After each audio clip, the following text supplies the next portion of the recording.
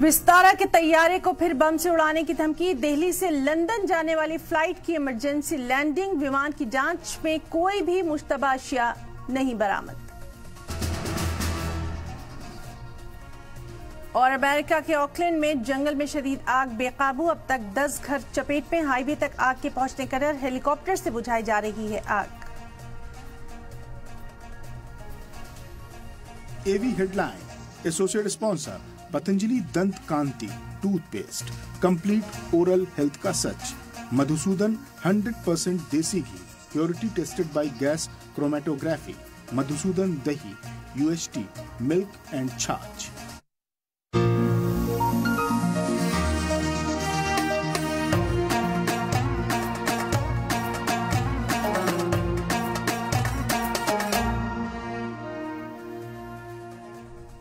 नाज़रीन आदाब, सलाम टीवी देख रहे हैं आप। बैनुल-अक़वामी खबरों के साथ मैं हूं हिना जुबैर। शुरुआत करेंगे अहम खबर के साथ। इजरायली हमले में याहिया सिनवार की मौत के बाद हमास ने अपना नया लीडर चुन लिया है। खलील अल हय्या को हमास का चीफ बनाया गया है, जो कि अभी तक हमास के डिप्टी लीडर थे। जुमे के रोज हमास की ओर से एक बयान जारी करते हुए सिनवार की मौत की तस्दीक की गई और अपने नए लीडर के तौर पर खलील के नाम का ऐलान किया गया। लीडर चुने जाने के बाद अपने पहले खिताब में खलील ने लड़ाई जारी रखने की बात कही। साथ ही इजरायली बंधकों को भी अपनी शर्तों पर छोड़ने का ऐलान कर दिया। खलील ने इजरायली यरगमालियों की रिहाई पर कहा कि ये तभी मुमकिन है जब इजराइल गाजा पर हमले बंद करेगा। उन्होंने कहा कि इजरायली बंधक तब तक वापस नहीं लौटेंगे जब तक कि गाजा पर हमले बंद नहीं होते और इजरायली फौजियों की गाजा पे पूरी तरह वापसी नहीं हो जाती। साथ ही फिलिस्तीनी कैदियों की इजरायली जेलों से रिहाई भी हमारी शर्त का हिस्सा है। खलील अल हय्या ने हमास की कमान संभालने के बाद अपने पहले टेलीविजन खिताब में कहा कि शहीद याहिया बेखौफी से फिलिस्तीनियों की आजादी के लिए लड़े और अपनी जिंदगी को कुर्बान कर दिया। खलील अल हय्या ने कहा कि याहिया शहादत बहादुरी से आखिरी वक्त की तस्वीरें दिखाती हैं कि उनका सिर ऊंचा था, उन्होंने अपनी बंदूक संभाल रखी थी, वो आखिरी सांस तक गोलीबारी करते रहे। फिलहाल गाजा में इजरायली हमलों का सिलसिला है कि थमने का नाम नहीं ले रहा। इजराइल की फौज ने एक बार फिर नॉर्थ गाजा पट्टी में जबालिया कैंप पर एयर स्ट्राइक करके बमबारी की है। इस हमले में 30 से ज्यादा लोग हलाक हो गए हैं। मरने वालों में 21 खवातीन शामिल हैं। मलबे के नीचे फंसे जख्मियों को निकालने के बाद मरने वालों की तादाद 50 तक पहुंच सकती है। हमले में 85 से ज्यादा लोग जख्मी हुए हैं। तो जिस तरह से वेस्ट एशिया यानी मगरिबी वुस्ता के तमाम तर हालात हैं, उस पर नजर बनी हुई है। इजरायली हमले में याहिया सिनवार की मौत के बाद हमास ने अपना नया लीडर चुन लिया है। खलील अल हय्या को हमास का नया लीडर चुना गया है।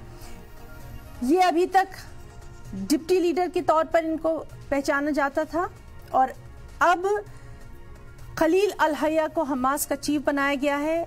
जुमे के रोज हमास की तरफ से बयान जारी करते हुए सिनवार की मौत की पुष्टि की गई है, उनकी तस्दीक की गई है। साथ ही साथ अपने नए लीडर के तौर पर खलील अल हय्या के नाम का ऐलान किया गया। नेता चुने जाने के बाद अपने पहले खिताब पर खलील अल हय्या ने साफ तौर पर यह कहा कि लड़ाई जारी रहेगी। इजरायली बंधकों को भी हम अपने जो हमारी शर्तें हैं, हम उन शर्तों के हिसाब से छोड़ेंगे। साथ ही खलील ने इजरायली यरगमालियों की रिहाई पर भी कहा कि यह तभी मुमकिन है जब इजराइल गाजा पर हमले बंद करेगा। उन्होंने कहा कि इजरायली बंधक तब तक वापस नहीं लौटेंगे जब तक कि गाजा पर हमले बंद नहीं होते और इजरायली फौजियों की गाजा से पूरी तरह से वापसी नहीं हो जाती। फिलिस्तीनी कैदियों की इजरायली जेलों से रिहाई भी हमारी शर्त का हिस्सा है। खलील अल हय्या ने हमास की कमान संभालने के बाद अपने पहले टेलीविजन खिताब में कहा कि शहीद याहिया बेखौफी से फिलिस्तीनियों की आज़ादी के लिए लड़े, अपनी जिंदगी को कुर्बान कर दिया। खलील अल हय्या ने कहा कि याहिया की शहादत बहादुरी से लड़ते हुए हुई। आखिरी वक्त की तस्वीरें दिखाती हैं कि उनका सिर ऊंचा था, उन्होंने अपनी बंदूक संभाल रखी थी, वो आखिरी सांस तक गोलीबारी करते रहे। फिलहाल गाजा की अगर बात करें तो इजराइल हमलों का सिलसिला थमने का नाम नहीं ले रहा। इजराइल की फौज ने एक बार फिर नॉर्थ गाजा पट्टी में जबालिया कैंप पर एयर स्ट्राइक करके बमबारी की है। हमले में 30 से ज्यादा लोग मारे गए हैं। मरने वालों में 21 खवातीन शामिल हैं।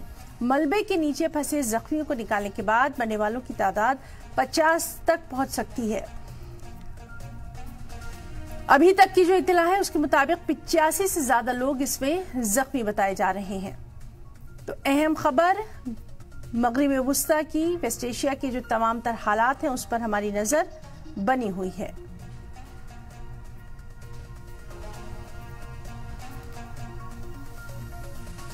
और चलिए सीधे रुख करना चाहेंगे, हमारे साथ खास मेहमान मौजूद हैं। Major general doctor J K. Bansal ji defence expert हैं। इनसे पहले भी लगातार हम वेस्ट एशिया की जो सिचुएशन है उसको लेकर बात करते रहे हैं। बंसल साहब, एक बार फिर से आपका बहुत इस्तकबाल करना चाहेंगे सलाम टीवी की इस खास पेशकश में। और लगातार हम बात करते रहे हैं कि वेस्ट एशिया की जो अभी तस्वीर है वो कहीं ना कहीं बहुत खतरनाक सूरत हाल इख्तियार करती जा रही है। किस तरह से देखेंगे अब वहां जिस तरह से नया लीडर भी अब चुन लिया गया है, दूसरी तरफ इजराइल के हमले भी बंद नहीं हो रहे हैं। देखिए, ये नए लीडर जो चुने हैं ये भी काफी जो है बहुत स्टॉन्च और एक खतरनाक ख्यालों के हैं, पर खतरनाक ख्याल से इस तरह से अभी बात नहीं बनी। जैसा एक पॉजिटिव मैसेज आया था अमेरिका की तरफ से आया, वेस्टर्न कंट्रीज की तरफ से आया कि अभी सीज फायर करके और इस मामले को खत्म किया जाए।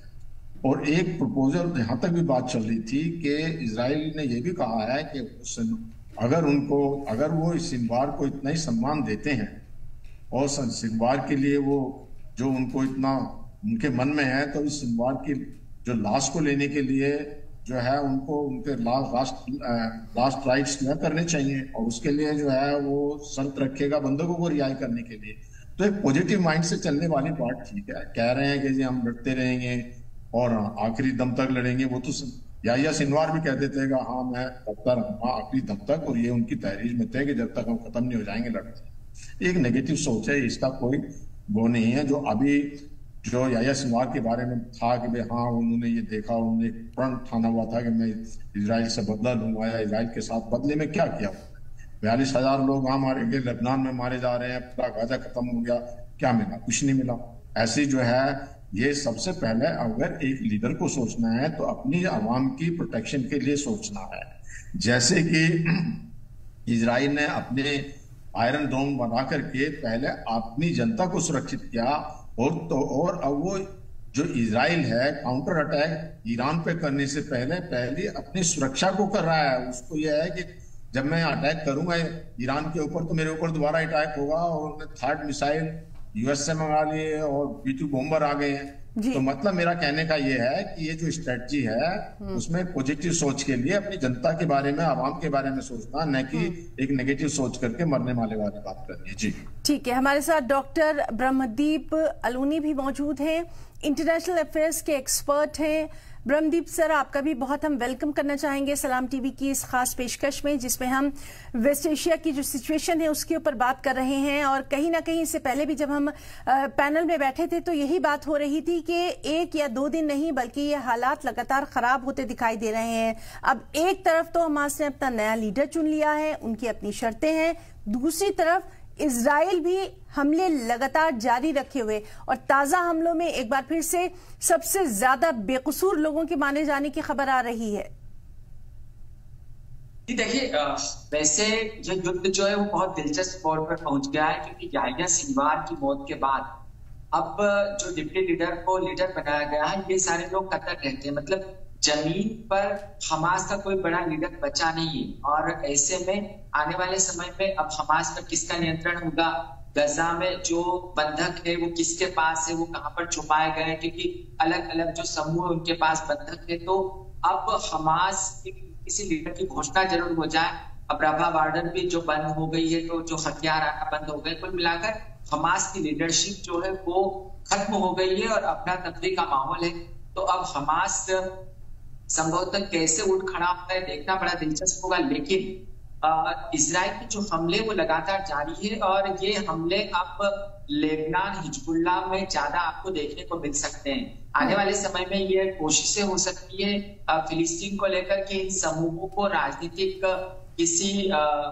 किसी योजना के कारण एक टेबल पर बिठाया जाए, समूह के लीडर से बात की जाए। और जैसे इसराइल ने फतेह के सामने, यासिर अराफात के सामने हमास की लीडरशिप को तैयार किया था, ऐसे ही कोई नया समूह, पॉलिटिकल समूह अमेरिका और इसराइल मिलकर सामने ले आए, ऐसी संभावना बनती हुई दिख रही है। तो आने वाले समय में इसराइल के जो हमले वो हिजबुल्लाह की ओर बढ़ेंगे, और यदि ये हमले इसी प्रकार से होते रहे और हिजबुल्लाह जवाब देता रहा, ईरान को लेकर देखना बड़ा दिलचस्प होगा कि ईरान को लेकर किस योजना पर इसराइल आगे बढ़ रहा है। तो ये युद्ध जो है यह बहुत ही आगे बढ़ता हुआ नजर आ रहा है। जी, और ब्रह्मदीप जी, जिस तरह से लगातार हम देख रहे हैं कि अमेरिका भी कहीं ना कहीं एक्टिव नजर आ रहा है। एक तरफ तो वो बात कर रहा है इजराइल को समझाने की कि कम से कम जो हमले हैं वो ना किए जाएं, ईरान के न्यूक्लियर साइट्स पे हमले ना किए जाएं।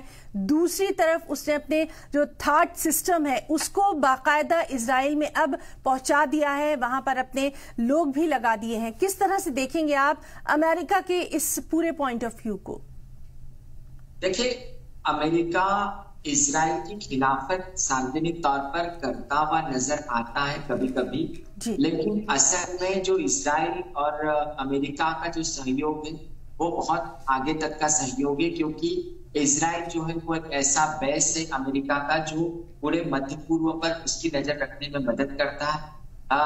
इन इजराइल से मध्य पूर्व को अमेरिका नियंत्रित करता है, लेकिन इन सब में अमेरिका को उत्साहित होना लाजमी है, क्योंकि याहिया सिनवार की मौत के बाद जो गजा में जो हमले हो रहे थे, इजराइल के हमले वहां पर बंद हो सकते हैं। और चूंकि अमेरिका में चुनाव है तो इजराइल यदि के गजा में हमले बंद होते हैं, गजा में कोई युद्ध विराम होता है, तो इसका फायदा अमेरिकी चुनाव में भी मिल सकता है। लेकिन यहाँ पर मैं एक बात और कहना चाहूंगा कि हमास ये बिल्कुल सही है कि हमास एक आवाज, मजबूत आवाज थी गजा के लोगों की, लेकिन दूसरा पहलू यह भी था कि हमास ने वहां के लोगों का मानव शील्ड बनाकर उनका उपयोग किया, क्योंकि वो जैसे आपने याहिया सिनवार को देखा, वो भी लोगों के बीच छुप रहे थे, तो इजराइल ने इसका फायदा उठाया। याहिया सिनवार की मौत के बाद जो मासूम लोग मारे जा रहे हैं गजा में, वो लोग अब संभवतः इजराइल के हमलों में कमी आएगी। और मुझे लगता है कि अब वहां की जो जनता है या अमेरिका और इजराइल ऐसे देशों ने मिलकर किसी कीमत पर गजा में हमले बंद करना चाहिए। रही बात जो इजराइल में खतरनाक हथियार तैनात करने की जो अमेरिकी मदद करता है, तो अब अमेरिका और इजराइल का जो निशाना है वो ईरान, क्योंकि ईरान पिछले कई दशकों से अमेरिका को खुली चुनौती दे रहा है। ईरान को वहां पर मजबूत होने से चीन भी मजबूत हो रहा है, रूस भी मजबूत हो रहा है, और ईरान का मजबूत होना न तो सऊदी अरब को बर्दाश्त है, न बहरीन को बर्दाश्त है, न संयुक्त अरब अमीरात को बर्दाश्त है। तो कुल मिलाकर अब ईरान की बारी है, लेकिन ईरान इस सारे माहौल से कैसे निकल पाता है? क्या वो लंबे युद्ध का सामना कर पाएगा?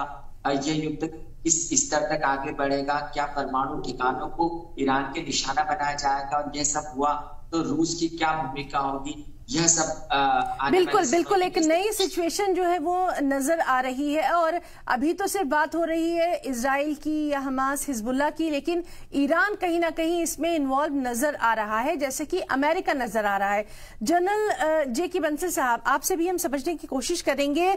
ईरान ने लगातार ये बात कही है कि अगर उसके ऊपर हमला किया गया तो उसके नतीजे जो हैं वो ठीक नहीं होंगे, ईरान बदला लेगा, खास तौर पर एक ऐसे वक्त जबकि न्यूक्लियर साइट्स को लेकर लगातार खतरा दिखाया जा रहा है। कहीं ना कहीं ईरान भी जो है वो इस फ्रंट पर नजर आ रहा है। आपको लगता है कि इसका असर भी इजराइल के हमलों पर दिखाई दे रहा है जो वो हमास या हिजबुल्लाह पे कर रहा है? देखिए, उसका असर नहीं हो रहा है। वैसे ये एक इजराइल की पॉलिसी है कि वो पहले जो प्रॉक्सीज को खत्म करे, जो इमीडिएट हमले हो रहे हैं उनको वीक करे, और उसी के साथ साथ में तैयारी कर रहा है ईरान के ऊपर अटैक करने की। हालांकि ईरान ने जो है इजराइल के ऊपर में 1 अक्टूबर को अटैक किया था, और आज अभी 19 अक्टूबर 19-20 दिन हो गए हैं, तो इजराइल जो वो अभी नहीं कर पा रहा है। और इजराइल जैसे मैंने पहले भी कहा है, अपने आप को पहले प्रोटेक्ट करना चाहता है। थर्ड मिसाइल आ गई है, उधर से B-2 बॉम्बर अमेरिका के आ गए हैं, और अगर कोई काउंटर अटैक होता है ईरान की तरफ से जिससे कि उसको संभाल लिया जाए। लेकिन उसी के साथ साथ ईरान भी अपने आप को मजबूत कर रहा है। ईरान जो है मिसाइल जो ले रहा है, रूस से ले रहा है, चीन से, उत्तरी कोरिया उनके साथ में ले रहा है। और हिजबुल्लाह का जो है उसको भी काफी समर्थन, या उनको अभी, हालांकि नसरल्लाह की डेथ के बाद में थोड़ा सा हिजबुल्लाह कमजोर पड़ा था, अब और ज्यादा जो है वो स्ट्रॉन्ग हो गया है और ज्यादा हमले कर रहा है इजराइल के ऊपर में। और एक हमला तो इजराइल के ऊपर में जो किया है वो नेवी से किया है, जो कि एक सरप्राइज था इजराइल के लिए। इजराइल को कभी मालूम नहीं था कि हिजबुल्लाह के पास में नेवी है, और उस नेवी के अंदर में रशियन मिसाइल थी। तो इस प्रकार से ये एक बहुत कॉम्प्लिकेटेड है। जहां तक हमास का सवाल है, अभी जो कुछ बातें ये भी चल रही हैं कि अभी जो है याह्या सिनवार के मारे जाने के बाद में जो अमेरिका हो सकता है इजिप्ट के ऊपर में दबाव डालेगा, और इजिप्ट की तरफ से जो हमास के ऊपर अटैक होंगे, जिससे कि हमास का उधर से संबंध कट जाएगा और हमास बिल्कुल उसको हथियारों की सप्लाई भी बंद हो जाएगी। तो ये एक बहुत कॉम्प्लिकेटेड मामला है। इसी के साथ साथ खबर ये भी है कि जो अमेरिका है वो जो एक ईरान के अंदर में गृह युद्ध करके और वहां की रिजीम जो आयतुल्लाह खामनेई है उनको हटाना चाहते हैं, और वहां पर जो फैक्शंस हैं, जो उग्रवादी हैं, जो सेपरेटिस्ट हैं, उनको कुर्द के लोग हैं और बाकी काफी हैं, तो उनको एक सपोर्ट करके वहां पर भी रिजीम चेंज करना चाहते हैं। तो ये भी इस तरह की एक चल रहा है। लेकिन जो स्थिति बहुत भयावह है अभी, तो सिर्फ ये है कि अगर एक कोई मॉडरेट टाइप हमास के साथ में आए, तो कम से कम हमास के अगर मॉडरेट टाइप होते हैं और बंधकों को वापस कर दिया जाता है, तो जो फलस्तीन के ऊपर में हमले बंद हो जाएंगे उसके इजराइल के। अब इजराइल जो है वो बिल्कुल बंद नहीं करेगा, चाहे उन्होंने बंधक बना के रखे हुए हैं। जब साल भर से परवाह नहीं की इजराइल की, तो इजराइल जरूर कहता है कि हम वो बंधक छुड़वाने हैं, लेकिन उसको कोई खास उनको इतना उन्होंने अहमियत नहीं दी है। अगर अहमियत देते तो जब सिनवार को छोड़ा गया था 2011 में, जब इनकी इजराइल की जेल में था, तो एक सिपाही, एक सोल्जर जो है, जो उनका इजराइल का हमास ने पकड़ा हुआ था, उसके बदले में 1027 जो कैदियों को छोड़ा गया था, जिसमें एक सिनवार भी था। तो इस प्रकार के क्या है, और अब इनके 101 बंधक हैं, लेकिन ये अभी कोई उस पर कंप्रोमाइज या कोई अपना अटैक कम करने वाले नहीं है। अपनी शर्तों पे ही चलता रहेगा। इजराइल जो है और डैमेज करता रहेगा, और हमास के कारण जो फलस्तीनियों की और जो डैमेज, उनकी जान माल की हानि होती रहेगी। जी बंसल साहब, लेकिन कहीं ना कहीं तो इसको रुकना चाहिए, और यूएन के रोल पर भी लगातार सवाल उठते रहे हैं, इस पर भी लगातार हम बात करते रहे हैं। ये भी उम्मीद की जा रही है कि शायद आज यूएन कुछ बोले, कल यूएन कुछ बोले, लेकिन यूएन का जो रोल था वो कहीं नजर ही नहीं आ रहा है पीस टॉक को लेकर। देखिए, मैं पहले भी कई बार कह चुका हूं कि यूएन जो है इरेलेवेंट है, टूथलेस टाइगर है। उनको आप कह रहे हैं कि उनका कुछ रोल पीस टॉक में होएगा। उनकी अपनी जो फौजी हैं, जो एक आधा टूथ है उनका, मतलब इसको कहेंगे, उनका जो टूल है, उनकी जो international peace keeping force Lebanon के अंदर में है, उसके ऊपर भी इजराइल ने अटैक किए हैं, और लेकिन यूएन कुछ नहीं कर पाया। तो यूएन जब अपनी सेना को नहीं बचा सकता, तो वो इजराइल में और हमास के बीच में क्या करेगा। अगर वो कोई स्टेटमेंट देता है, रिजोल्यूशन पास करता है, उसकी बात ही नहीं मानता। अभी रिजोल्यूशन जो है 2006 में पास किया था 1701, जिसके अंदर में ये रिजोल्यूशन था कि साउथ लेबनान के अंदर में हिजबुल्लाह की फौजें नहीं होंगी, लेकिन उन्होंने रखी हुई फौजें। तो इसलिए इजराइल तो सरेआम दिफाई करता है। अभी जो यूएन के जो सेक्रेटरी जनरल है बुट्रोस, उसको बैन कर दिया है कि हमारे कंट्री में कोई घुसेंगे नहीं। तो उनकी तो कोई बात ही नहीं है, उनका तो कुछ है ही नहीं। तो इसलिए अभी तो ये हमास को ही सोचना पड़ेगा, जो फिलिस्तीन को सोचना पड़ेगा, एक जो कंप्रोमाइज करके और बंधक वापस करके युद्ध विराम किया जाए और आगे की सोची जाए। अगर वो याह्या सिनवार की तरफ से ही इसी तरह से ही वो बढ़ते रहे, तो जो कोई और हो सकता है, जो नए लीडर आत्मा इजराइल कर देगा, क्योंकि इजराइल जो है वो लीडरशिप को खत्म करने पर लगा हुआ है। तो जो ये बयान दे रहे हैं, बयान देना आसान है, लेकिन उससे कोई सहूलियत करने वाले नहीं है। ये इससे कोई जिस तरह से खलील ने कहा है कि इजरायली यरगमाली की रिहाई ये तभी मुमकिन है जब इजराइल गाजा पर हमले बंद कर देगा, तो ऐसी कोई सिचुएशन फिलहाल नजर नहीं आती। बिल्कुल नहीं आती। इजराइल अभी क्यों करेगा? अभी बताइए, अभी तो वो विनिंग सिचुएशन में है। अब जो है इजराइल ने जब अभी जो जैसे मैंने कहा कि उनके बंधक तो वहां पे 1 साल से ज्यादा हैं जी, और कुछ की तो मौत भी हो चुकी है जी। और एक टाइम तो ऐसा था, और अभी भी एक टाइम तो ऐसा था कि इजराइल में जो है बहुत सारे डेमोन्स्ट्रेशन चल रहे थे। जो बंधकों के यरगमाली के रिलेटिव हैं, उन्होंने कहा कि आप बंदों को छुपाइए, और अभी भी उस तरह के होते हैं। लेकिन अभी तो इजराइल ने बिल्कुल ये साफ कर दिया है कि वो अपने टर्म्स पे जो है, वो टर्म्स का ये है कि जब हमारे बंधक छोड़ दिए जाएंगे उस समय युद्ध विराम करेंगे।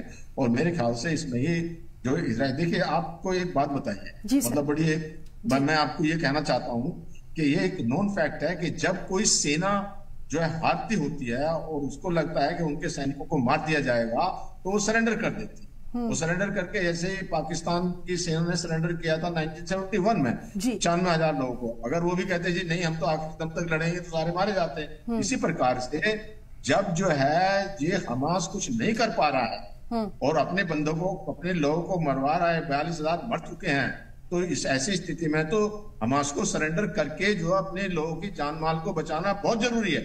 फिलिस्तीन जो है या गाजा को आगे और उसकी बर्बादी को रोकना बहुत जरूरी है। नहीं तो जैसे अभी अटैक हो रहा है नॉर्थ गाजा में, अभी शुरू हो गया है बमबारी उसकी। अभी आप ही बता रहे थे 50 लोगों के मारे जाने का आया, घायल हो गए, तो वो डेली ऐसा ही चलता रहेगा।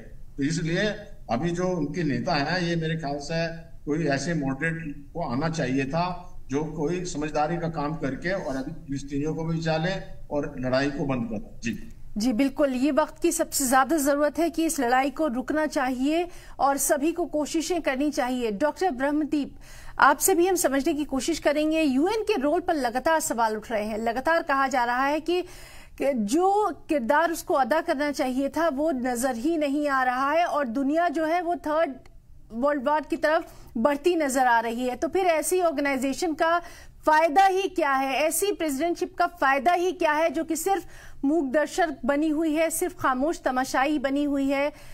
आखिर इसका हल कुछ तो निकलना चाहिए। यूएन को लेकर क्या कुछ आपका यहां पर कहना है?